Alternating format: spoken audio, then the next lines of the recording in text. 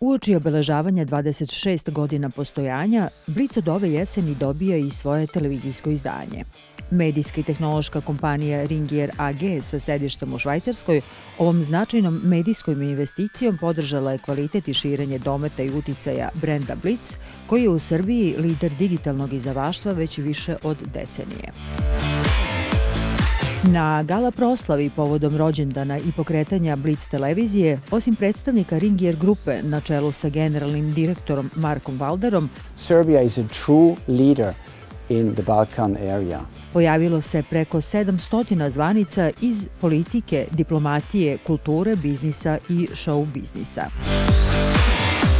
Za mene priča o Blicu je priča o uspehu, profesionalnom, timskom i ličnom.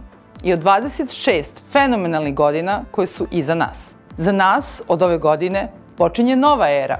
Večeras vam predstavljamo Blic televiziju.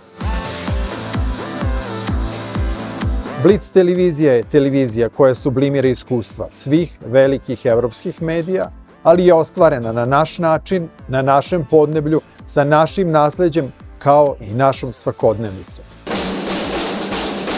Dobošari su otvorili program koji je podrazumevao predstavljanje programske šeme Blic televizije, a potom je usledilo iznenađenje.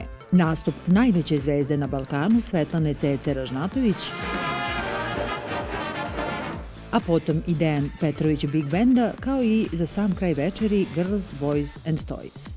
Pokretanjem Blic televizije za dobro poznati medijski brend koji je preko 2,5 decenije prisutan na tržištu, na ovaj način počinje nova era.